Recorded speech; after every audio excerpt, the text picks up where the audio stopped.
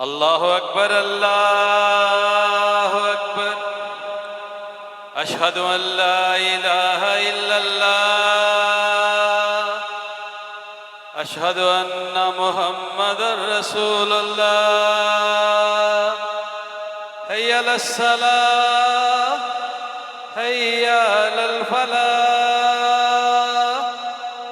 قد قامت الصلاة قد قامت الصلاة الله أكبر الله أكبر لا إله إلا الله.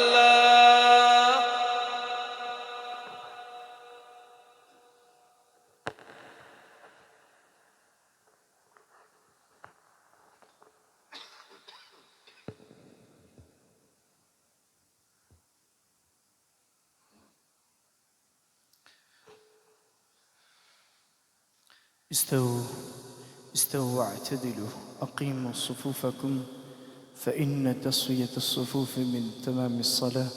मिल बराबर हो जाए, पाँव कंधे के अंदर अच्छी तरह मिला लें, मोबाइल फ़ोन बंद कर लें. अल्लाहु अकबर.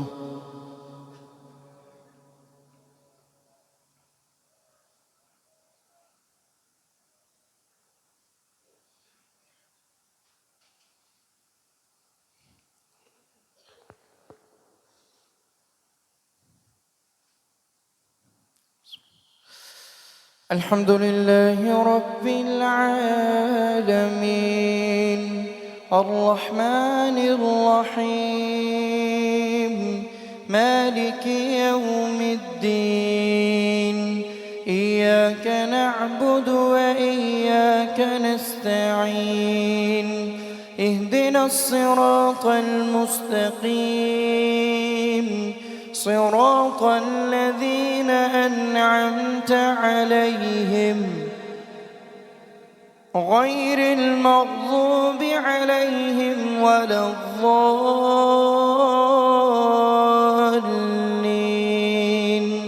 آمين. بسم الله الرحمن الرحيم. لا أقسم بهذا البلد وأنت حل بهذا البلد ووالد وما ولد لقد خلقنا الإنسان في كبد أيحسب أن لن يقدر عليه أحد يقول أهلكت مالا لبدا أيحسب أن لم يره أحد ألم نجعل له عينين ولسانا وشفتين وهديناه النجدين فلاقتحم العقبة وما أدراك ما العقبة فك رقبة أو إطعام في يوم ذي مسغبة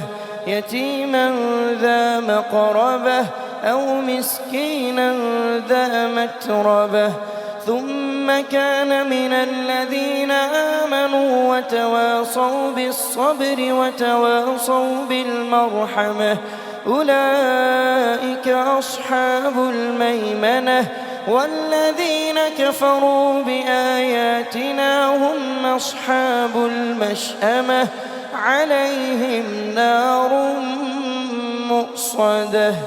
بسم الله الرحمن الرحيم. والشمس وضحاها والقمر إذا تلاها والنهار إذا جلاها والليل إذا يغشاها والسماء وما بناها والأرض وما طحاها ونفس وما سواها فألهمها فجورها وتقواها قد أفلح من زكاها وقد خاب من دساها كذبت ثمود بطغواها إذ انبعث أشقاها فقال لهم رسول الله ناقة الله وسقياها فكذبوه فعقروها فدمدم عليهم ربهم بذنبهم فسواها ولا يخاف عقباها. بسم الله الرحمن الرحيم. والليل إذا يغشى والنهار إذا تجلى وما خلق الذكر والأنثى إن سعيكم لشتى فأما من أعطى واتقى وصدق بالحسنى فسنيسره لليسرى وأما من بخل واستغنى وكذب بالحسنى فسنيسره للعسرى وما يغني عنه ماله إذا تردى إن علينا للهدى وإن لنا للآخرة والأولى فأنذرتكم نارا تلظى لا يصلاها إلا الأشقى الذي كذب وتولى وسيجنبها الأتقى الذي يؤتي ماله يتزكى وما لأحد عنده من نعمة تجزى إلا ابتغاء وجه ربه الأعلى ولسوف يرضى. بسم الله الرحمن الرحيم. والضحى والليل إذا سجى ما ودعك ربك وما قلى وللآخرة خير لك من الأولى ولسوف يعطيك ربك فترضى ألم يجدك يتيما فآوى ووجدك ضالا فهدى ووجدك عائلا فأغنى فأما اليتيم فلا تقهر وأما السائل فلا تنهر وأما بنعمة ربك فحدث. بسم الله الرحمن. ألم نشرح لك صدرك ووضعنا عنك وزرك الذي أنقض ظهرك ورفعنا لك ذكرك فإن مع العسر يسرا إن مع العسر يسرا فإذا فرغت فانصب وإلى ربك فارغب. الله أكبر.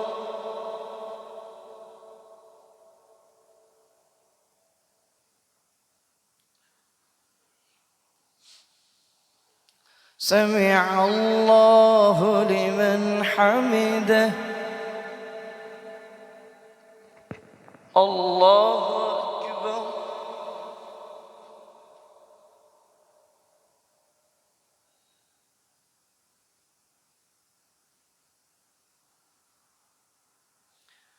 الله أكبر.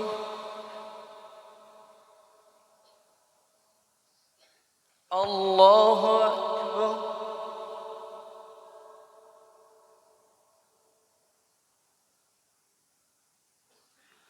الله أكبر. بسم الله الرحمن الرحيم. الحمد لله رب العالمين الرحمن الرحيم مالك يوم الدين إياك نعبد وإياك نستعين اهدنا الصراط المستقيم صراط الذين أنعمت عليهم غير المغضوب عليهم ولا الضالين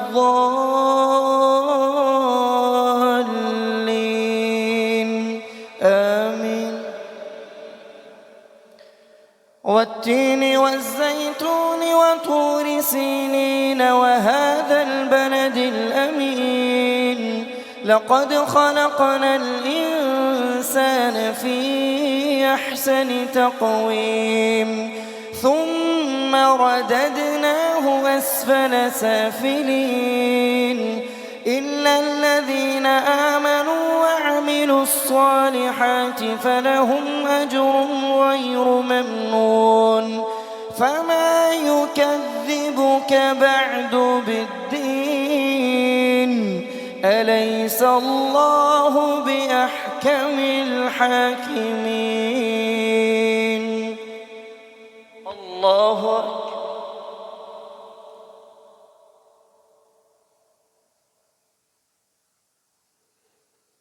سمع الله لمن حمده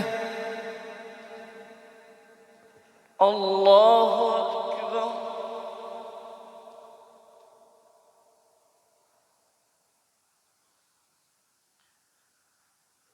الله أكبر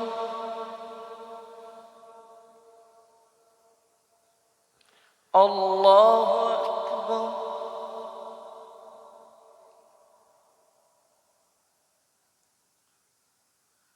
الله أكبر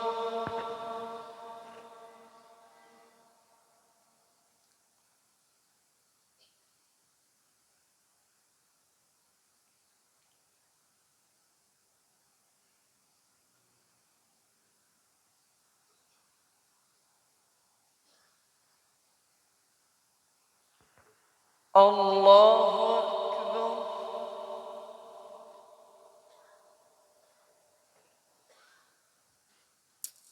بسم الله الرحمن الرحيم مالك يوم الدين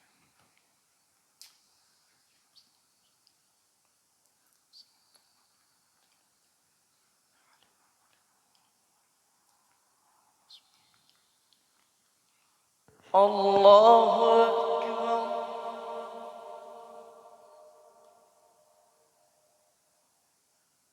سمع الله لمن حمده الله أكبر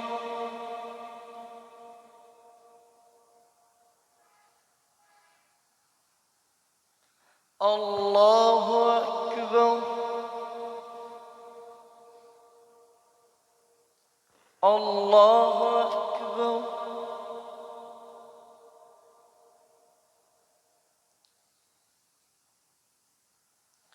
الله أكبر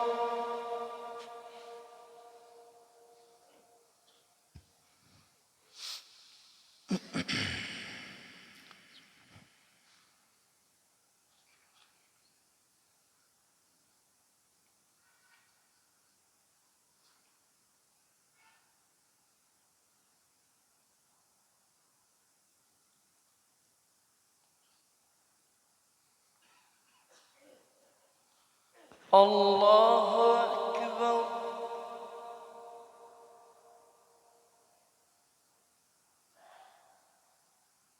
سمع الله لمن حمده الله أكبر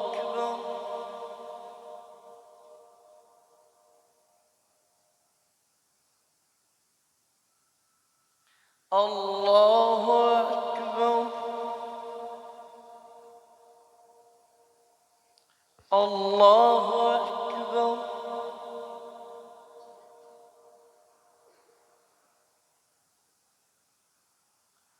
الله أكبر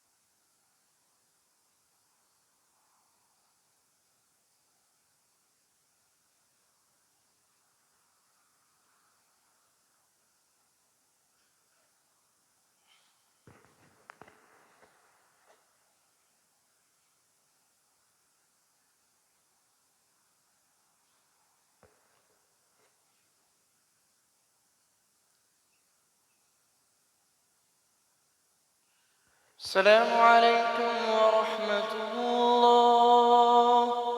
السلام عليكم ورحمة الله. الله أكبر. استغفر الله.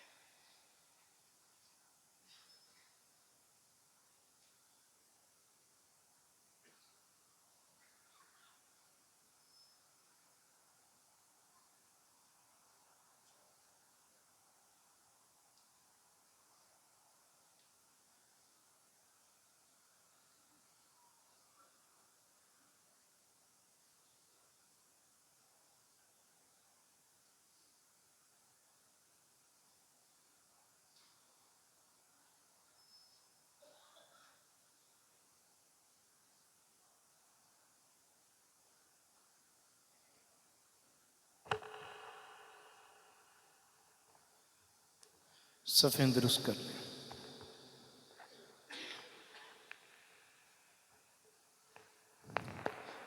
पहली रकत में इंशाल्लाह सजदे तिलावत होगा। अल्लाहु अकबर।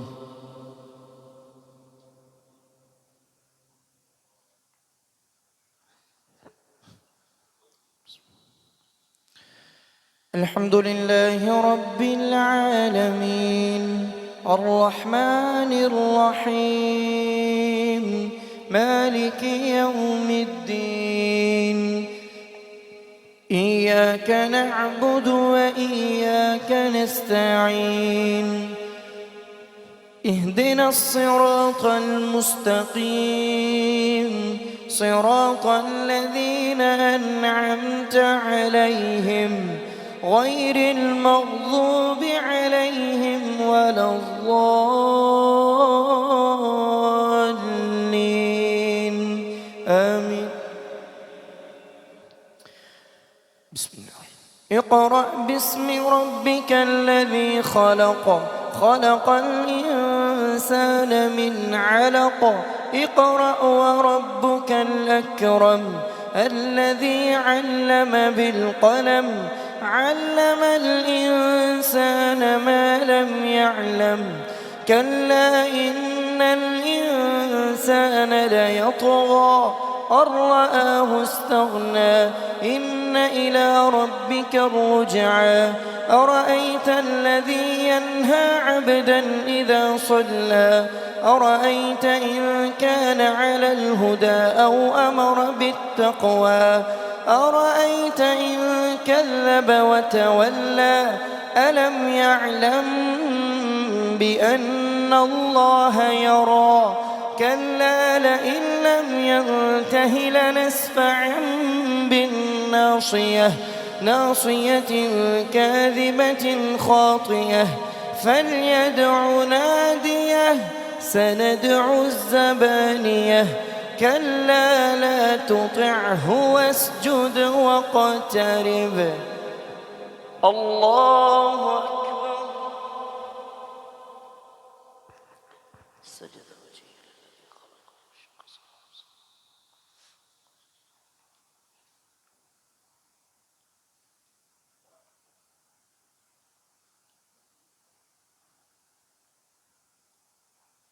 الله أكبر. بسم الله الرحمن إنا أنزلناه في ليلة القدر وما أدراك ما ليلة القدر ليلة القدر خير من 1000 شهر تنزل الملائكة والروح فيها بإذن ربهم من كل أمر سلام هي حتى مطلع الفجر. بسم الله الرحمن. لم يكن الذين كفروا من أهل الكتاب والمشركين منفكين حتى تأتيهم البينة رسول من الله يتلو صحفا مطهرة فيها كتب قيمة وما تفرق الذين أوتوا الكتاب إلا من بعد ما جاءتهم البينة وما أمروا إلا ليعبدوا الله مخلصين له الدين حنفاء ويقيموا الصلاة ويؤتوا الزكاة وذلك دين القيمة إن الذين كفروا من أهل الكتاب والمشركين في نار جهنم خالدين فيها أولئك هم شر البرية إن الذين آمنوا وعملوا الصالحات أولئك هم خير البرية جزاؤهم عند ربهم جنات عدن تجري من تحتها الأنهار خالدين فيها أبدا رضي الله عنهم ورضوا عنه ذلك لمن خشي ربه. بسم الله الرحمن الرحيم. إذا زلزلت الأرض زلزالها وأخرجت الأرض أثقالها وقال الإنسان ما لها يومئذ تحدث أخبارها بأن ربك أوحى لها يومئذ يصدر الناس أشتاتا ليروا أعمالهم فمن يعمل مثقال ذرة خيرا يره ومن يعمل مثقال ذرة شرا يره. الله أكبر.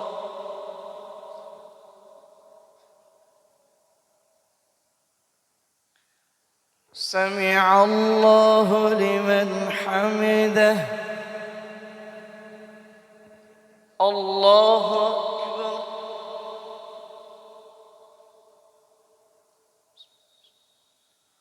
الله أكبر. الله أكبر.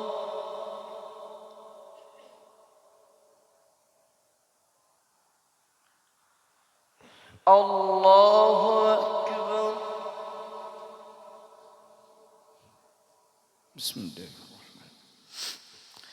الحمد لله رب العالمين الرحمن الرحيم مالك يوم الدين إياك نعبد وإياك نستعين اهدنا الصراط المستقيم صراط الذين أنعمت عليهم غير المغضوب عليهم ولا الضالين آمين. والعاديات ضبحا فالموريات قدحا فالمغيرات صبحا فأثرن به نقعا فوسطن به جمعا إن الإنسان لربه لكنود وإنه على ذلك لشهيد وإنه لحب الخير لشديد أفلا يعلم إذا بعثر ما في القبور وحصل ما في الصدور إن ربهم بهم يومئذ لخبير. بسم الله الرحمن. القارعة ما القارعة وما أدراك ما القارعة يوم يكون الناس كالفراش المبثوث وتكون الجبال كالعهن المنفوش فأما من ثقلت موازينه فهو في عيشة راضية وأما من خفت موازينه فأمه هاوية وما أدراك ما هي نار حامية. الله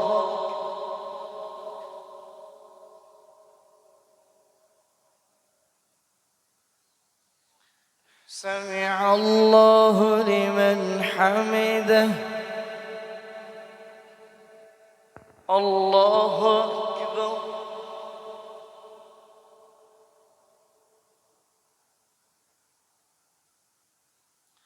الله أكبر.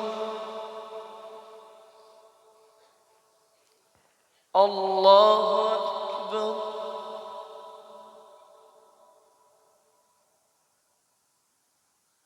الله أكبر.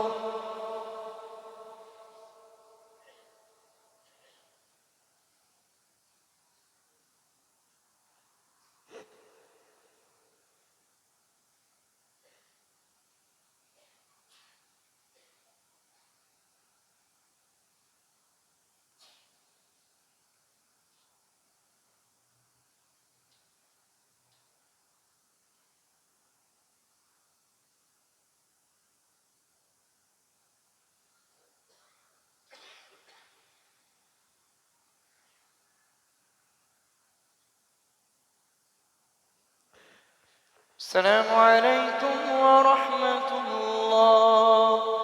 السلام عليكم ورحمة الله.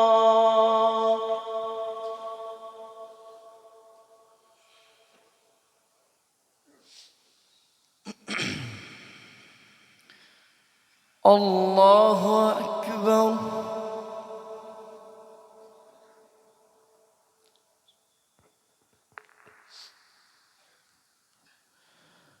الحمد لله رب العالمين الرحمن الرحيم مالك يوم الدين إياك نعبد وإياك نستعين اهدنا الصراط المستقيم صراط الذين أنعمت عليهم غير المغضوب عليهم ولا الضالين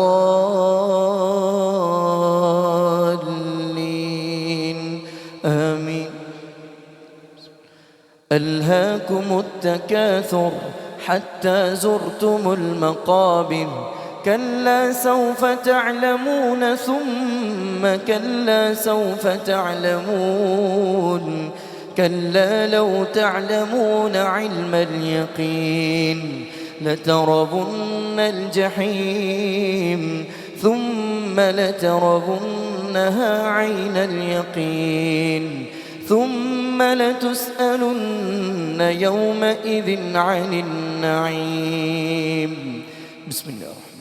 والعصر إن الإنسان لفي خسر إلا الذين آمنوا وعملوا الصالحات وتواصوا بالحق وتواصوا بالصبر. بسم الله الرحمن الرحيم. ويل لكل همزة لمزة الذي جمع مالا وعدده يحسب أن ماله أخلده كلا لينبذن في الحطمة وما أدراك ما الحطمة نار الله الموقدة التي تطلع على الأفئدة إنها عليهم مؤصدة في عمد ممددة. بسم الله. ألم تر كيف فعل ربك بأصحاب الفيل ألم يجعل كيدهم في تضليل وأرسل عليهم طيرا أبابيل ترميهم بحجارة من سجيل فجعلهم كعصف مأكول. بسم الله الرحمن. لإيلاف قريش إيلافهم رحلة الشتاء والصيف فليعبدوا رب هذا البيت الذي أطعمهم من جوع وآمنهم من خوف. الله أكبر.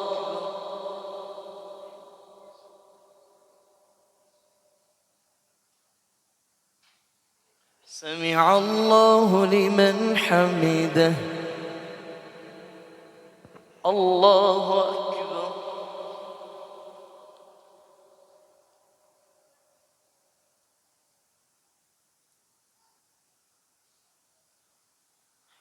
الله أكبر. الله أكبر.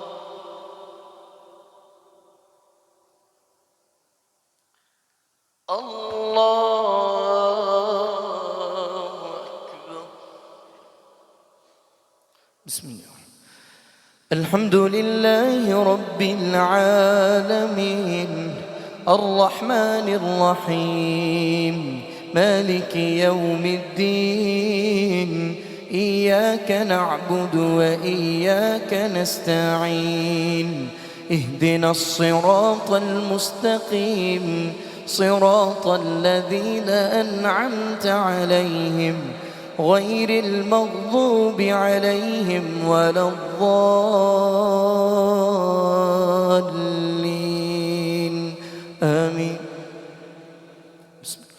أرأيت الذي يكذب بالدين فذلك الذي يدع اليتيم ولا يحض على طعام المسكين فويل للمصلين الذين هم عن صلاتهم ساهون الذين هم يراءون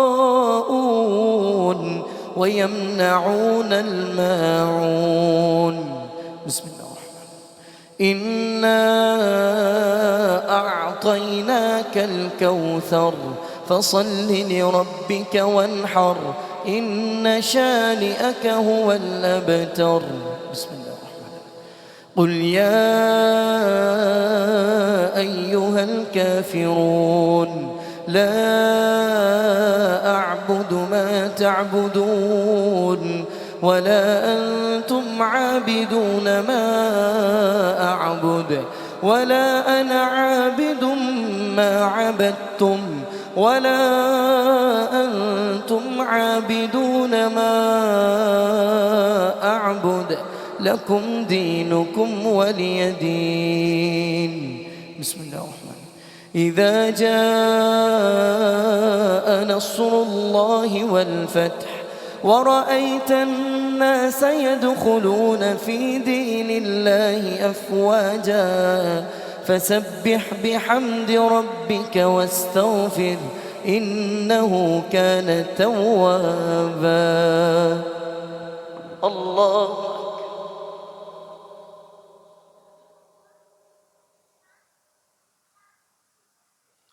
سمع الله لمن حمده. الله أكبر.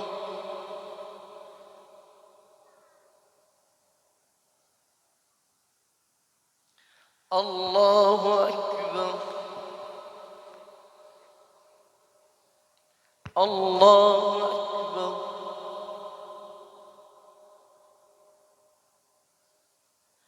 الله أكبر.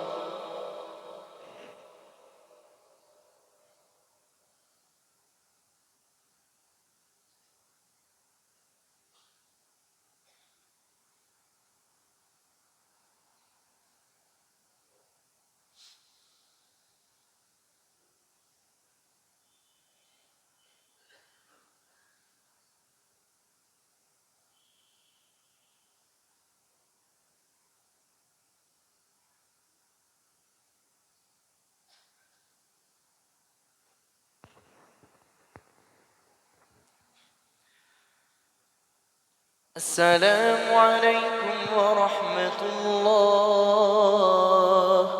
السلام عليكم ورحمة الله.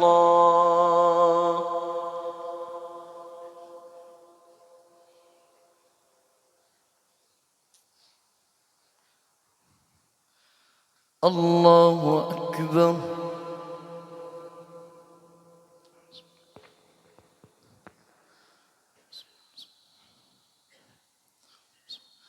الحمد لله رب العالمين الرحمن الرحيم مالك يوم الدين إياك نعبد وإياك نستعين اهدنا الصراط المستقيم صراط الذين أنعمت عليهم غير المغضوب عليهم ولا الضالين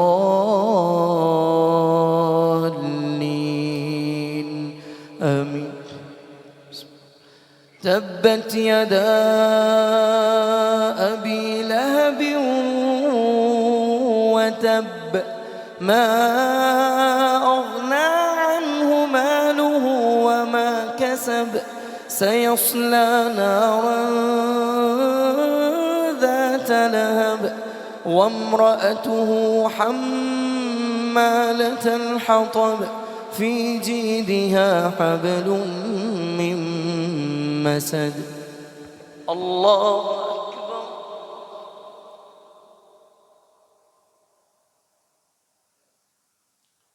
سمع الله لمن حمده.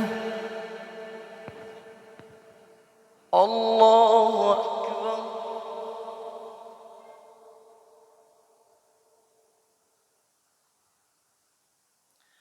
الله أكبر.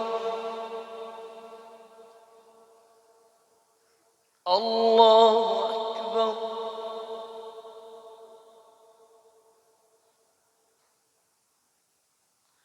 الله أكبر. بسم الله. الحمد لله رب العالمين الرحمن الرحيم مالك يوم الدين إياك نعبد وإياك نستعين اهدنا الصراط المستقيم صراط الذين أنعمت عليهم غير المغضوب عليهم ولا الضالين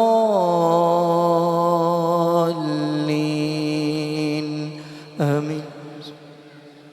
قل هو الله أحد الله الصمد لم يلد ولم يولد ولم يكن له كفوا أحد. الله أكبر.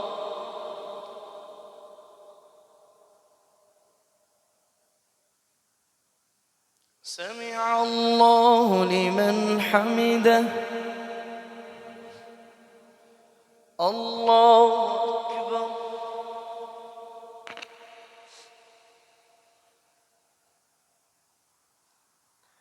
الله أكبر. الله أكبر.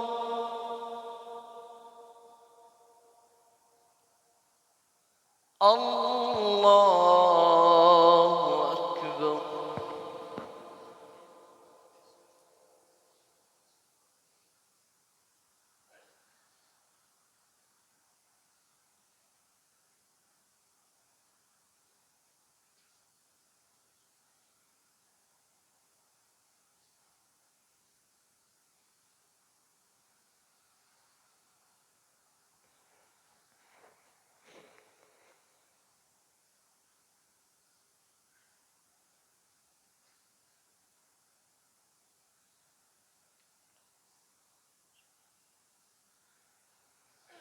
السلام عليكم ورحمة الله. السلام عليكم ورحمة الله.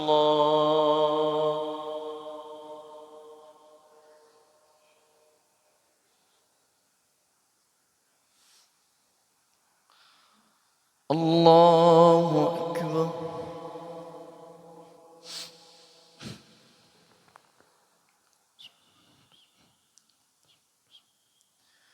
الحمد لله رب العالمين الرحمن الرحيم مالك يوم الدين إياك نعبد وإياك نستعين اهدنا الصراط المستقيم صراط الذين أنعمت عليهم غير المغضوب عليهم ولا الضالين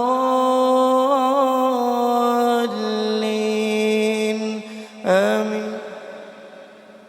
بسم الله. قل أعوذ برب الفلق من شر ما خلق ومن شر غاسق إذا وقب ومن شر النفاثات في العقد ومن شر حاسد إذا حسد.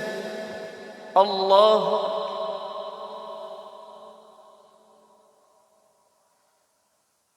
سمع الله لمن حمده. الله أكبر.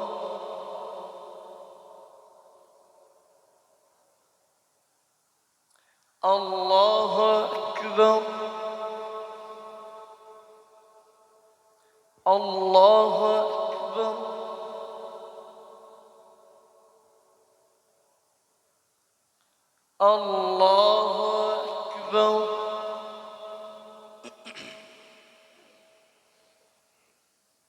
بسم الله. الحمد لله رب العالمين الرحمن الرحيم مالك يوم الدين إياك نعبد وإياك نستعين اهدنا الصراط المستقيم صراط الذين أنعمت عليهم غير المغضوب عليهم ولا الضالين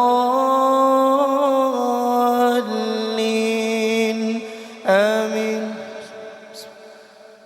قل أعوذ برب الناس ملك الناس إله الناس من شر الوسواس الخناس الذي يوسوس في صدور الناس من الجنة والناس. الله أكبر.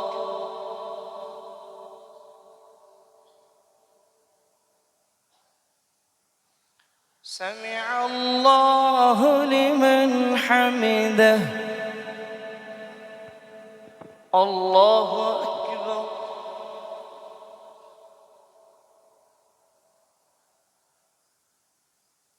الله أكبر. الله أكبر.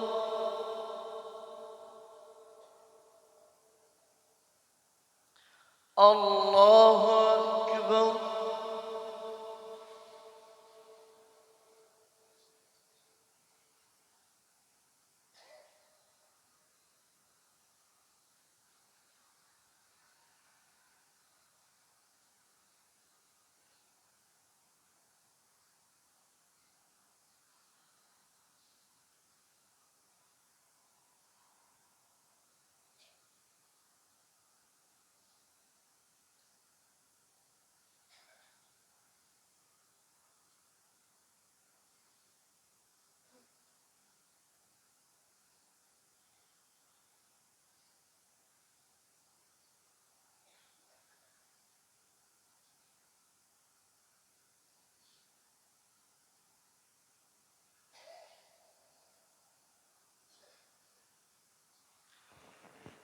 السلام عليكم ورحمة الله.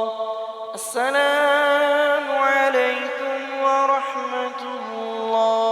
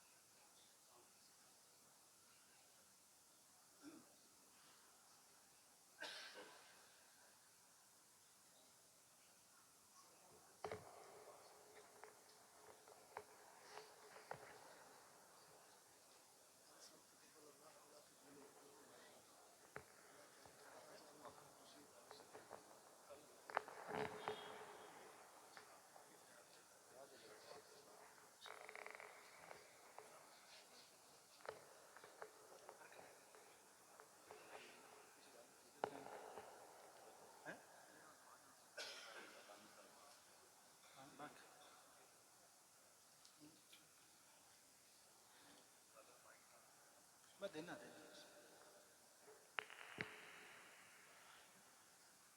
اللہ والصلاۃ والسلام علی رسول اللہ، اما بعد۔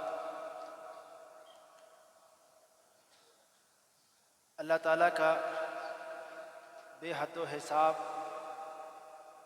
شکر ہے، اور ساری حمد و ثنا اس ایک اللہ تعالیٰ کے لیے ہے جس رب نے ہمیں ماہ مبارک کی ان بابرکت ساعتوں میں، گھڑیوں میں اللہ تعالیٰ نے رمضان کے روزے، تلاوت قرآن مجید، صدقات و زکوٰۃ اور دیگر عبادات کی اللہ تعالیٰ نے توفیق عطا فرمائی۔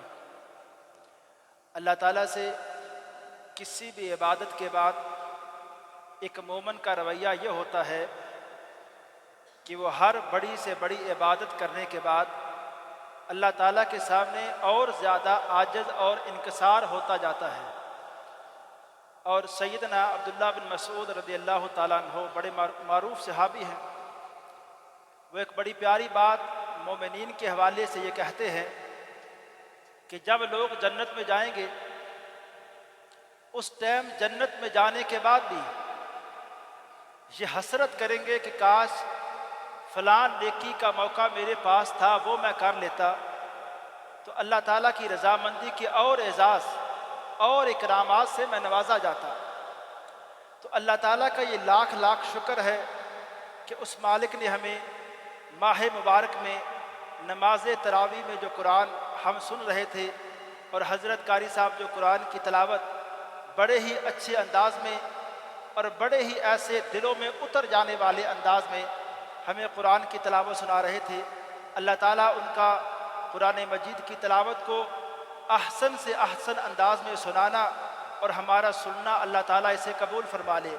ہم بالکل وہی انداز، وہی طریقہ اس موقع پہ اپناتے ہیں جو حضرت ابراہیم علیہ السلام نے جب اللہ تعالیٰ کا عظیم گھر وہ خانہ کعبہ بیت اللہ تعمیر کیا، اور اس موقع پہ وہ خود اور ان کے بیٹے حضرت اسماعیل علیہ السلام، ان دو عظیم ہستیوں نے اللہ تعالیٰ کا یہ عظیم گھر بنایا، لیکن اتنا بڑا کام کرنے کے بعد بھی ان کے ہاں عاجزی، انکساری کا انداز یہ ہے کہ وہ کہتے ہیں ربنا تقبل منا انک انت السمیع العلیم۔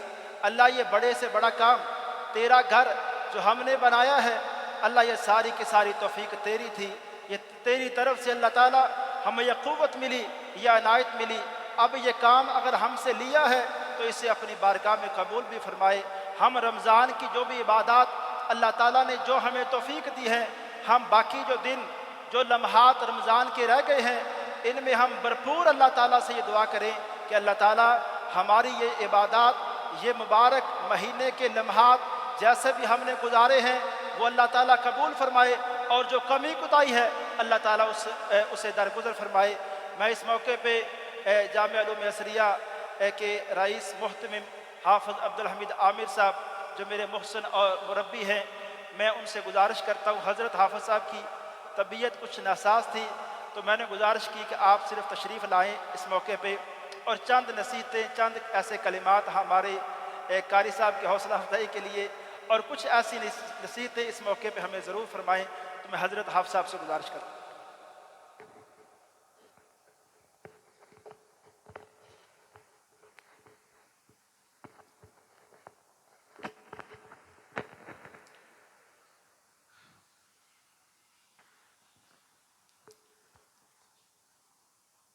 الحمدللہ والصلاة والسلام علی من لا نبی بعد، اما بعد فاعوذ باللہ السمیع العلیم من الشیطان الرجیم من حمزہ ونفخہ ونفثہ، بسم اللہ الرحمن الرحیم۔ انا اعطیناک الکوثر فصل لربک وانحر ان شانئک هو الابتر۔ سب سے پہلے تو میں آپ تمام حضرات سے معذرت خواہ ہوں کہ میرا گلا خراب ہے، اور ڈاکٹر نے زیادہ بولنے سے بھی منع کیا ہوا ہے، اس لیے میں چند لمحات کے لیے ہی آپ کی سمع خراشی کروں گا۔ الحمدللہ اللہ کے فضل سے، اس کی خاص توفیق سے اور اس کی خصوصی عنایات سے رمضان المبارک کی اس مبارک بابرکت اور لیلۃ القدر کی اس آخری 29ویں رات میں جامع مسجد توحید اہل حدیث میں جناب عزیزم قاری صاحب نے قرآن مجید کی تکمیل کی ہے۔ بڑے اچھے اور خوبصورت انداز میں انہوں نے آپ کو قرآن مجید سنایا ہے۔ دعا ہے کہ اللہ رب العزت ان کا پڑھنا اور ہم سب کا سننا اللہ رب العزت اپنی بارگاہ میں شرف قبولیت سے نوازے۔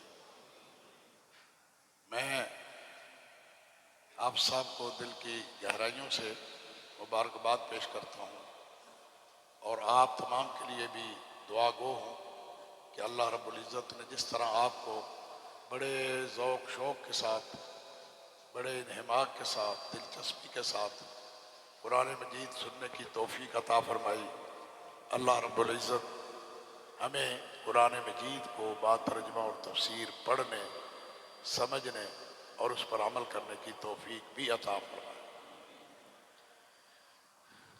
حضرات، اس دنیا میں سب سے قیمتی چیز جو ہے وہ وقت ہے۔ دنیا کی ہر چیز کی اگر نقصان ہو جائے تو اس کی تلافی ہو سکتی ہے، مگر ایک وقت ایسی چیز ہے، یہ اگر گزر جائے تو دوبارہ واپس نہیں آتا۔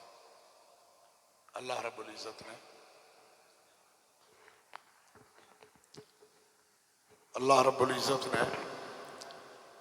ہمیں یہ ماہ مبارک ہماری زندگی میں ہمیں صحت کی حالت میں یہ نصیب فرمایا ہے۔ بہت سے خوش نصیب ہیں، سعادت مند ہیں، جنہوں نے اس ماہ مبارک کا احترام کیا، دن میں روزے رکھے اور رات کو قیام اللیل میں نماز تراویح میں قرآن مجید کی تلاوت سنی اور لیلۃ القدر کی راتوں میں بھی قیام کیا۔ دعا ہے کہ اللہ رب العزت ہماری ان عبادتوں کو، یہ جو بہت سے نقائص سے بھرپور ہیں، ٹوٹی پھوٹی عبادتیں ہیں، اللہ انہیں اپنی بارگاہ میں شرف قبولیت سے نوازے۔ اور بہت سے لوگ ایسے بھی ہیں جو اس ماہ مبارک میں انہیں رمضان کا احساس ہی نہیں ہوا، انہوں نے وقت کی اس قیمتی چیز کا، رمضان کا، اس ماہ مبارک کا، اس عظیم الشان مہمان کا استقبال نہیں کیا۔ رسول اللہ صلی اللہ علیہ وسلم کا ارشاد گرامی ہے، بلکہ جبریل امین کی بد دعا ہے کہ نبی صلی اللہ علیہ وسلم ایک مرتبہ جب ممبر پر قدم رکھ رہے تھے تو آپ نے آمین فرمایا، پھر دوسرے ممبر پر بھی آپ نے آمین کہی، پھر تیسری پر بھی۔ صحابہ نے سوال پوچھا، اے اللہ کے رسول، یہ کیا وجہ ہے کہ آج آپ نے خلاف معمول 3 بار آمین کہی؟ تو آپ نے فرمایا، یہ سن کر آپ کے رونگٹے کھڑے ہو جائیں گے کہ وہ رحمت مجسم، رحمت عالم، جسے اللہ رب العزت نے रहमत लिल आलमीन बना कर भेजा, जो न सिर्फ इंसानों के लिए बल्कि जानवरों और दीगर तमाम मखलूक़ात के लिए मुजस्सम रहमत थे। उन्होंने उस बद्दुआ पे आमीन अरशाद फरमाई। फरमाया कि मैं कदम रख रहा था तो जिब्रील अमीन खड़े थे और वो बद्दुआ कर रहे थे उस शख्स के लिए कि जिसे अल्लाह रब्बुल इज़्ज़त ने सेहत के साथ, ताकत के साथ माह मुबारक नसीब फरमाया, मगर वो इसकी रहमतों से, बरकतों से और इसकी मग़फ़िरतों से मुस्तफ़ीद ना हो सका और अपने आप को जन्नत का हकदार न ठहरा सका। तो जिब्रील अलैहिस्सलाम ने कहा, या अल्लाह ऐसे शख्स पे मेरी भी लानत, तमाम फरिश्तों की लानत, तमाम लोगों की भी लानत हो। तो नबी सल्लल्लाहु अलैहि वसल्लम रहमत मुजस्सम होने के बावजूद इस बद्दुआ पे आमीन कही है कि या अल्लाह जिब्रील अमीन की इस बद्दुआ को कबूल फरमा ले। अब आप सोच लें कि जिन लोगों ने वक़्त की इस इंतहाई कीमती चीज़ का एहतराम नहीं किया, उनके साथ क्या असर होगा। अल्लाह दुआ है कि अल्लाह उन्हें, ये आखिरी दिन है, एक रोज़ा बाकी है, उनसे दुआ है कि वो भी वापस आ जाए।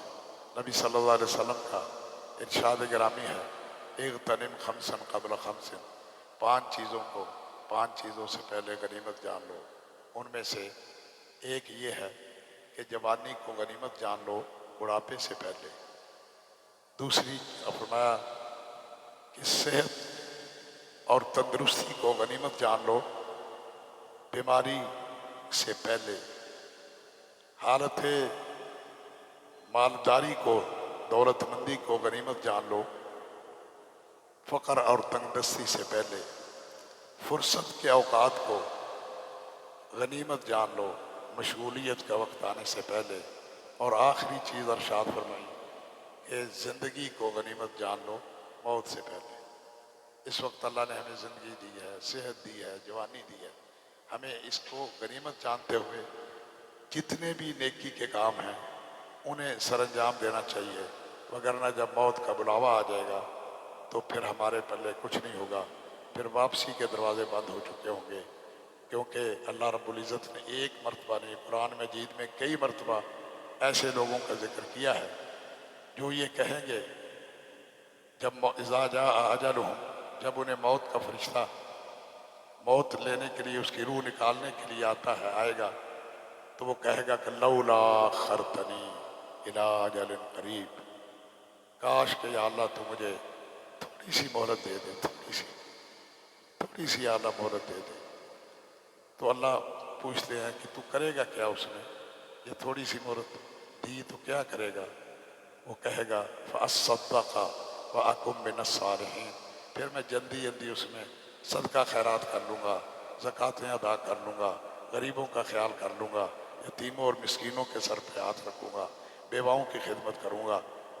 तो अल्लाह फरमाते हैं लन युअख्खिरल्लाहु नफ्सन इज़ा जाअ अजलुहा, अल्लाह कभी भी किसी को भी हरगिज़ नहीं मोहलत देता जब उसका वक्त मुकर्रर आ पहुँचता है, उस वक़्त से पहले कि जब हम कहें या अल्लाह मोहलत दो, तो मोहलत तो मिलनी नहीं है। ये जो मोहलत दी हुई है अल्लाह ने, ये किसी को 30 साल, 40 साल, 50 साल, 60 साल, 70 साल, ये थोड़ी मोहलत है। अगर हम इससे फ़ायदा ना उठाएं तो नबी हदीस है, नबी सल्लल्लाहु अलैहि वसल्लम ने इरशाद फरमाया है कि अगर कोई बंदा 60 साल का भी हो जाए और इसके बावजूद वो सीधे रास्ते पे नहीं आता, नेकियां नहीं करता, तो फिर उस पे इत्माम हुज्जत हो जाती है अल्लाह की तरफ से, फिर उसे अल्लाह जहन्नम में डाल देंगे। इत्माम हुज्जत। अल्लाह हमें ऐसे इंसानों से बचने की और नेकी वाले कामों में बढ़ चढ़ कर नेकी के मौके को से फ़ायदा उठाने की तौफीक अता फरमाए। मैं इस मौका पे आप सब को बहुत ही दिल की गहराइयों से मुबारकबाद पेश करता हूँ। इनके सामी थे उनका भी, और बिलखुसूस इस मस्जिद के ख़तीब फादर नौजवान हज़रत मौलाना नवीद बशार साहब, इन्हें भी दिल की गहराइयों से मुबारकबाद पेश करता हूँ कि जिन्होंने इस मस्जिद की नमाज़ों, जमातों, दरस दुरूस और जुमे का بہت اچھے انداز سے انہوں نے اہتمام کیا اور آپ تمام حضرات نے ان کو سنا۔ اور آخر میں اپنے عزیز بھائی جناب عمران صادق صاحب کا بھی دل کی گہرائیوں سے شکر گزار ہوں۔ حقیقت یہ ہے کہ ان کا شکریہ ادا کرنے کے لیے میرے پاس الفاظ نہیں ہیں کہ انہوں نے جس طرح محنت کی، کوشش کی، اس مسجد کو خوبصورت بنایا۔ صرف ظاہری خوبصورتی نہیں، انہوں نے اس کی اصل خوبصورتی کہ اس مسجد کا بہترین انتظام کیا اور ہر لحاظ سے اس پہ نظر رکھی۔ اور آج الحمدللہ آپ کے سامنے 29ویں رات کو جب یہ ختم ہو رہا ہے تو مسجد فل ہے، زیادہ بھری ہوئی ہے، عورتوں سے بھی خواتین سے بھی۔ تو یہ ان کی محنت ہے، کوشش ہے۔ اللہ ان کو بہت زیادہ اجر عظیم عطا فرمائے۔ جو آدمی امریکہ جیسے دور دراز ملک سے صرف مسجد کے لیے آتا ہے، آپ تو آئے ہیں کوئی 2 میل سے، کوئی 4 میل سے، کوئی 10 میل سے، اتنے ہی ہیں، تو وہ ہزاروں میل دور سے صرف اس مسجد کی جو ہے خیال رکھنے کے لیے، آپ کی خدمت کرنے کے لیے، اللہ کا حق ادا کرنے کے لیے آئے ہیں۔ اللہ ان کا یہ عمل قبول فرمائے۔ وآخر دعوانا الحمدللہ رب العالمین۔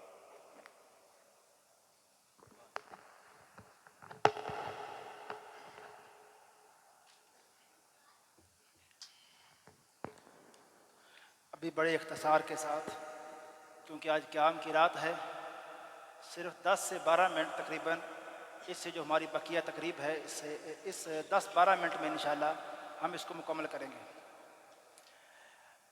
سب سے پہلے میں جتنے بھی نمازی حضرات ہیں، مرد و خواتین، سب کا اس حوالے سے شکریہ ادا کروں گا کہ اس مسجد کی جو رونق ہے، اس مسجد کی جو خوبصورتی ہے، اور اس مسجد کے اندر یہ جو آج بہاریں ہیں، اس کی سب سے بنیادی اور بڑی وجہ آپ احباب ہیں کہ بڑے ذوق اور شوق سے دور دراز سے لوگ اس مسجد کے اندر تشریف لاتے ہیں۔ تو اس مسجد کے جو انتظامات، میں سب سے پہلے جس طرح حضرت حافظ صاحب نے ذکر کیا، عمران صاحب، میں ان کا تہ دل سے شکر گزار ہوں کہ وہ ان کی مکمل فیملی اس مسجد کی خدمت کے لیے وہ دن رات کوشش کر رہی ہے، اور اس مسجد کے اندر اچھے سے اچھا ماحول نمازی حضرات کو فراہم کرنے کی کوشش کی جا رہی ہے۔ اور ان کے ساتھ جو ہمارے محترم بھائی شہزاد بھائی ہیں، چودھری اقبال صاحب ہیں، عبدالرزاق بھائی ہیں، عثمان زہیب صاحب، اور اس طرح باقی ابھی ٹائم کم ہے، بہت سے ایسے بھائی ہیں جو ان کے ایسے دست و بازو بنے ہیں کہ مسجد کے انتظامات الحمدللہ آپ احباب دیکھ رہے ہیں، دن بدن بہتر سے بہتر کرنے کی ہم کوشش کر رہے ہیں۔ تو بلا آگے میں مزید ابھی بات کرنے کی بجائے میں شکریہ کے کلمات کہنا چاہتا ہوں۔ ہمارے ملک کی وفاقی اور صوبائی جو سیکورٹی ادارے ہیں اور انٹیلیجنس ادارے جو ہیں، ان سب کا شکریہ کہ انہوں نے مسجد کے جو سیکورٹی کے معاملات ہیں اچھے سے اچھے ہمیں فراہم کیے، نمازی حضرات کے ساتھ بہت اچھا تعاون کیا۔ اس میں سب سے پہلے جو ہمارے شہر کے ڈی پی او صاحب ہیں طارق عزیز سندھو صاحب، ان کا تہ دل سے ہم شکر گزار ہیں، میں خود، پوری مسجد کی انتظامیہ، مسجد کے سارے نمازی، اسی طرح ڈی ایس پی صاحب میاں عبدالجبار صاحب اور چوکی انچارج مرزا طارق محمود صاحب اور ایس ایچ او سٹی قمر سلطان صاحب، اور اس طرح سب انسپیکٹر ریاض حیدر بٹ صاحب اور ان کی جو ٹیم تھی، کانسٹیبل عاشق حسین صاحب، کانسٹیبل عثمان عارف اور کانسٹیبل فیض رسول، اور خواتین کی طرف یہ 2-3 سال سے لیڈی کانسٹیبل فوزیہ منور صاحبہ وہ ڈیوٹی دے رہی ہیں۔ میں اس ادارے کا تہ دل سے خود بھی اور مسجد کی انتظامیہ، مسجد کے سارے نمازیوں کی طرف سے شکریہ ادا کرتا ہوں، اور اللہ تعالیٰ سے دعا ہے کہ ہمارے ملک کا جو امن ہے یہ بہتر سے بہتر ہوتا جائے۔ اس ملک کے اندر اللہ تعالیٰ ہر طرح کے جو فتنے فساد ہیں ان کو دور فرمائے اور اس ہمارے ملک کو پرامن بنا دے۔ میں اس سے ابھی گزارش کروں گا، یہ کانسٹیبل عاشق حسین صاحب وہ تشریف لے آئیں، اور کانسٹیبل عثمان عارف صاحب اور باقی جو خادمین مسجد ہیں وہ بھی آگے تشریف لے آئیں۔ ابھی مسجد کے جو نمازی حضرات کی طرف سے جو کچھ خدمت جمع کی گئی تھی وہ ابھی ان احباب کے درمیان تقسیم کر دی جائے گی جو مسجد کا مکمل سٹاف ہے۔ اس میں سب سے پہلے میں کانسٹیبل عاشق حسین صاحب، ان سے گزارش کروں گا کہ وہ آگے تشریف لے آئیں، اور عثمان عارف صاحب وہ بھی آگے تشریف لے آئیں۔ اسی طرح فیض رسول صاحب اور فوزیہ منور صاحبہ۔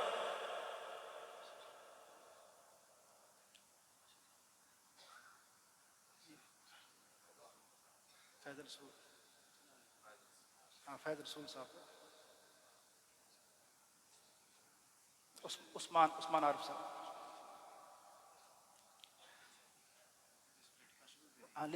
لیڈی کانسٹیبل جو فوزیہ منور صاحبہ ہے، ان کا بھی عثمان عارف صاحب وصول کر لیتے۔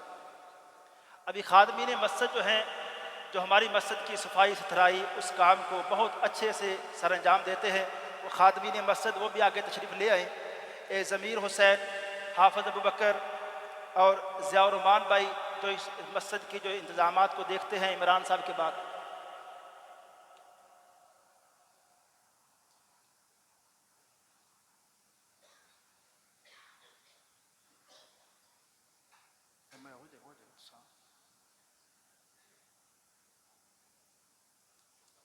خادم مسجد حافظ ابوبکر صاحب اور خادم مسجد ضمیر حسین، اور ان کے ساتھ مسجد کے انتظامات کو دیکھتے ہیں ضیاء الرحمان صاحب، اور یہ مسز حافظ ابوبکر کا بھی جو ہدیہ ہے وہ بھی قبول کر رہے ہیں۔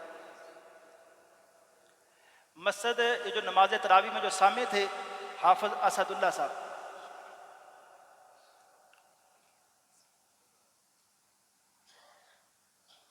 اور ابھی ہماری مسجد کے جو روح رواں ہیں اور یہ جو مسجد کی جو رونقیں ہیں، ان کے پیچھے جن کی بہت زیادہ محنت ہے، اللہ تعالیٰ قاری محمد سعد ظفر صاحب ان کی آواز میں خوش الحانی میں برکت دے۔ میں ان کو دعوت دیتا ہوں کہ وہ تشریف لائیں۔ شرارت نہ کریو۔ اچھا، مسجد میں ہو گیا جی، اب سب ٹھیک ہو صحیح طریقے دے ہو۔ اچھا اچھا اچھا اچھا سر آپ کو رکھو۔ ہاں جی، باقی مسجد کے جو انتظامات تھے، میں اس حوالے سے چند گزارشات یہ کرنا چاہوں گا کہ مسجد کی انتظامیہ انہوں نے بھرپور کوشش کی ہے کہ مسجد کے انتظامات کو بہتر سے بہتر کیا جائے۔ ابھی آپ احباب نے اس رمضان میں دیکھا کہ مسجد کے جو باہر ایریا تھا وہ آگے روڈ کے اوپر بھی رمضان کے دوران زیادہ صفیں بڑھائی گئی، ایمرجنسی طور پہ صفیں خریدی گئیں۔ مسجد کے اندر آپ احباب کا بڑے باذوق طریقے سے اور آپ کے جذبات کو دیکھ کے جب نمازی احباب بڑھے تو ہم نے الحمدللہ بھرپور کوشش کی ہے کہ کوئی نمازی جو اس مسجد میں قیام کے لیے، خطبہ جمعہ کے لیے تشریف لائے ہیں، نماز تراویح کے لیے، ان کو انتظامات فراہم کیے جائیں۔ لیکن میں نمازی احباب کو خراج تحسین پیش کروں گا، اتنے وسیع انتظامات جو ہم کر سکتے تھے کرنے کے باوجود یہ ہمارے انتظامات کم نظر آئے ہیں۔ ہمیں محسوس ہوا ہے کہ آپ احباب یعنی 30ویں کا جو قیام تھا، نماز جمعہ جو گزرا ہے، اس میں نمازی احباب کی اس قدر زیادہ تعداد تھی کہ ہم محسوس کر رہے تھے کہ ہم اتنے زیادہ انتظامات نہیں کر سکے۔ میں مسجد انتظامیہ کی طرف سے خاص طور پہ یہ گزارش کروں گا کہ ان انتظامات میں جہاں کوئی بھی کمی کوتاہی رہ گئی، ہر انسان جو بھی کوشش کرتا ہے، انسان کا کام کبھی بھی ہر حوالے سے مکمل نہیں ہوتا، اس میں کوئی نہ کوئی کمی کوتاہی ضرور رہ جاتی ہے۔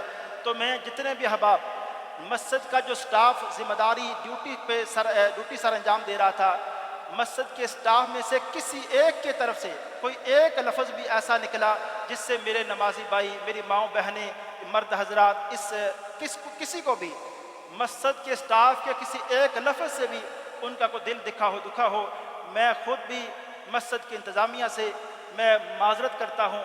اللہ کے لیے ان چیزوں کو آپ اگنور کیا کریں۔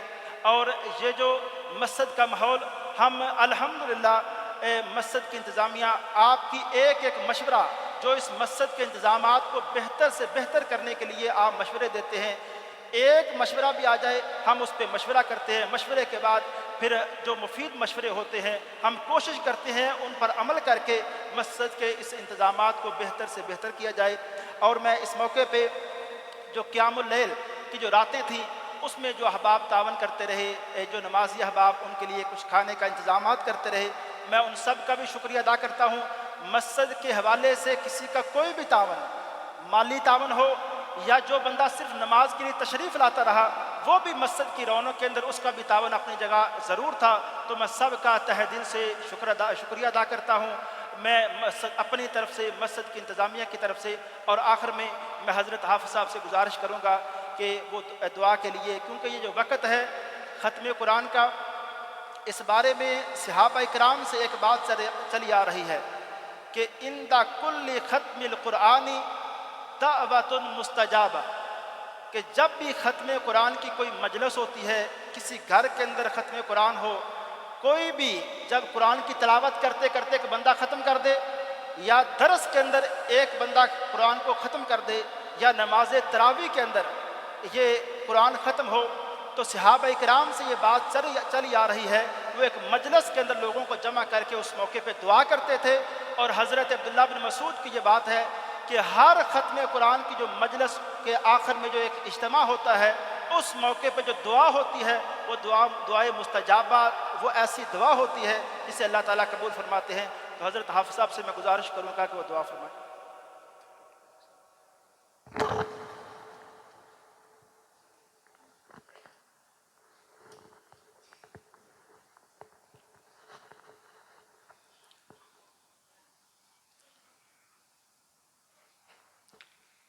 لیلۃ القدر کی راتوں میں سے یہ آخری رات ہے، اور لیلۃ القدر کی رات میں انشاءاللہ اور بالخصوص تکمیل قرآن کے موقع پہ جو دعا کی جائے گی، انشاءاللہ ہم اللہ کی رحمت سے کہ امیدوار ہیں کہ ہماری دعاؤں کو قبول کیا جائے گا، رد نہیں کیا جائے گا۔ بڑے خشوع و خضوع کے ساتھ، عاجزی کے ساتھ دعا کرنی ہے۔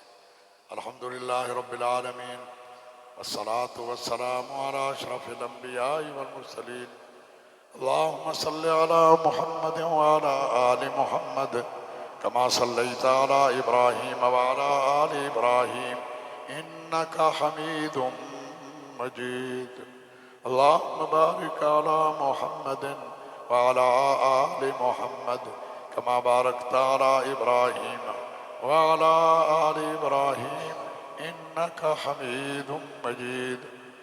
اللہم انا نسألک بأننا نشهد أنك أنت الله لا إله إلا أنت الأحد الصمد الذي لم يلد ولم يولد ولم يكن له كفوا أحد، ربنا لا تزغ قلوبنا بعد إذ هديتنا وهب لنا من لدنك رحمة إنك أنت الوهاب، ربنا إنك جامع الناس ليوم لا ريب فيه إن الله لا يخلف الميعاد، لا إله إلا الله الحليم الكريم، سبحان الله رب العرش العظيم، والحمد لله رب العالمين، أسألك موجبات رحمتك وعزائم مغفرتك والغنيمة من كل بر والسلامة من كل إثم، اللهم لا تدع لنا ذنبا إلا غفرته ولا هما إلا فرجتها ولا حاجة هي لك رضا إلا قضيتها يا أرحم الراحمين يا أكرم المكرمين۔ ہمارے گناہوں کو معاف فرما دے، ہماری غلطیوں سے درگزر فرما، یا اللہ ہمارے صغیرہ کبیرہ گناہوں کو معاف فرما دے۔ ربنا ظلمنا انفسنا وإن لم تغفر لنا وترحمنا لنکونن من الخاسرین۔ یا اللہ تو نے اگر ہمارے گناہوں کو معاف نہ فرمایا اور ہم پہ رحمت نہ کی تو ہم بڑے گھاٹے کے سودے میں پڑ جائیں گے۔ یا اللہ ہمارے گناہوں کو معاف فرما دے۔ اللہم انک عفو تحب العفو فاعف عنا، اللہم انک عفو تحب العفو فاعف عنا، اللہم انک عفو تحب العفو فاعف عنا۔ یا اللہ ہمیں بھی معاف فرما دے، ہمارے والدین کو بھی معاف فرما دے، یا اللہ ہمارے اساتذہ کرام کو بھی معاف فرما دے، یا اللہ ہمارے آل اولاد کو بھی معاف فرما دے، ہمارے تلامذہ کو بھی معاف فرما دے۔ اللہم اغفر لنا ولوالدینا ولاساتذتنا ولتلامذتنا ولجمیع المؤمنین والمؤمنات والمسلمین والمسلمات الاحیاء منہم والاموات۔ یا اللہ ہمیں بھی معاف فرما دے، ہمارے والدین کو بھی معاف فرما دے، یا اللہ ہمارے آباء و اجداد کو بھی معاف فرما دے جو ایمان کی حالت میں اس دنیا سے چلے گئے، یا اللہ سب کو معاف فرما دے۔ یا اللہ یا الہ العالمین انہیں یا اللہ جو فوت ہو چکے ہیں، یا اللہ ان کی قبروں کو نور سے بھر دے، یا اللہ ان کا حشر کے میدان میں یا اللہ اپنا سایہ نصیب فرمانا۔ یا اللہ یا الہ العالمین ہمیں بھی جب موت آئے تو کلمہ طیبہ پہ آئے، یا اللہ اسلام پہ آئے، ایمان پہ آئے، یا اللہ موت کے وقت ہمیں ثابت قدمی عطا فرمانا۔ یا اللہ موت کے وقت ہمیں اپنے زیارت کا ذوق شوق نصیب فرمانا۔ یا اللہ یا الہ العالمین وہ فرشتے جو خوشخبریاں لے کر آتے ہیں موت کے وقت، یا اللہ ہماری موت کے لیے وہی فرشتے آئیں اور وہ یہ کہیں یا ایتھا النفس المطمئنہ ارجعی الی ربک راضیۃ مرضیہ فادخلی فی عبادی وادخلی جنتی۔ یا اللہ یا الہ العالمین ہماری جب فوت ہو جائیں تو ہماری قبروں کو یا اللہ نور سے بھرنا، جنت کی کیاری بنا دینا، یا اللہ حشر کے میدان میں یا اللہ اپنا سایہ نصیب فرمانا۔ یا اللہ پیارے محبوب حضرت محمد الرسول اللہ صلی اللہ علیہ وسلم کے مبارک ہاتھوں سے حوض کوثر سے پانی نصیب فرمانا، آپ صلی اللہ علیہ وسلم کی شفاعت نصیب فرمانا۔ یا اللہ یا الہ العالمین رمضان کو، روزوں کو اور قرآن کو ہمارا سفارشی بنانا، یا اللہ نامہ اعمال ہمارے دائیں ہاتھ میں عطا فرمانا۔ یا اللہ آسانی سے پل صراط سے گزار کر جنت میں نبیوں کا، صدیقوں کا، شہیدوں کا، صالحین کا ساتھ نصیب فرمانا۔ یا اللہ یا الہ العالمین پاکستان کی حفاظت فرما، یا اللہ ہم سب کی نیک دلی خواہشات پوری فرما دے، بے روزگاروں کو روزگار نصیب فرما، بے اولادوں کو نیک سال اولاد نرینہ عطا فرما، یا اللہ بے اولادوں کو نیک سال اولاد نرینہ عطا فرما، یا اللہ بے اولادوں کو نیک سال اولاد نرینہ عطا فرما۔ یا اللہ یا الہ العالمین یا رب العالمین یا اکرم المکرمین تمام بیماروں کو شفاء کاملہ عاجلہ عطا فرما۔ اللہم اشف مرضانا ومرضى المسلمین واشف انت الشافی لا شفا الا شفاؤک شفاء لا یغادر سقما۔ یا اللہ اس مسجد توحید کے لیے جس بزرگ نے جگہ وقف کی، شیخ عبد الکریم، یا اللہ ان کی مغفرت فرما دے۔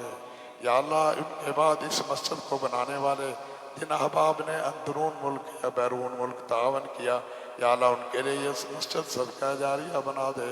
یا اللہ اب جامعہ علوم ازہریہ اور جامعہ کے جتنے بھی استاد ہیں، طالب علم ہیں جامعہ کی طرف سے، اور جناب عمران صادق صاحب، یا اللہ سب کے لیے یہ مسجد صدقہ جاریہ بنا دے، ان کے والدین کے لیے یا اللہ ذریعہ نجات بنا دے۔ یا اللہ پاکستان کی حفاظت فرما۔ یا اللہ پاکستان اس وقت مشکل حالات میں گزر رہا ہے، یا اللہ اس کو مستحکم فرما۔ یا اللہ پاکستان کو صحیح معنوں میں پاکستان بنانے کی توفیق عطا فرما، قرآن و حدیث کو اس میں نافذ کرنے کی توفیق عطا فرما۔ یا اللہ عالم اسلام کی مدد فرما۔ اللہم انصر الاسلام والمسلمین وأذل الشرک والمشرکین۔ یا اللہ فلسطین میں یا اللہ یہودی مسجد اقصی پہ قابض ہیں، یا اللہ فلسطینی مسلمان ان کے ظلم و ستم کا شکار ہیں، غزہ میں مومن مرد اور عورتیں بچے یا اللہ ان کے ظلم و ستم کا شکار ہیں، یا اللہ ان سے نجات عطا فرما۔ یا اللہ مسلمانوں کی مدد فرما، فلسطینیوں کی مدد فرما، غزہ میں مسلمانوں کی مدد فرما، یا اللہ کشمیر میں مسلمانوں کی مدد فرما۔ یا اللہ یا الہ العالمین پاکستان سعودی عرب کی حفاظت فرما۔ یا اللہ مکہ مکرمہ مدینہ طیبہ کی حفاظت فرما۔ ربنا تقبل منا إنك أنت السميع العليم وتب علينا إنك أنت التواب الرحيم. وصلى الله تعالى على النبي بخير خلقه محمد وآله وصحبه أجمعين برحمتك يا أرحم الراحمين.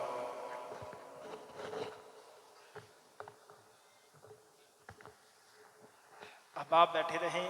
یہ جو تحائف ہیں قیام اللیل کے حوالے سے ایک اعلان ہے کہ انشاءاللہ آج بھی 12:30 انشاءاللہ قیام اللیل کا آغاز ہوگا انشاءاللہ. احباب مسجد کے اندر ہی بیٹھے ہیں. ابھی یہ کچھ پیش کیا جا رہا ہے مٹھائی وغیرہ، یہ مسجد کے اندر ہی آپ لے لیں.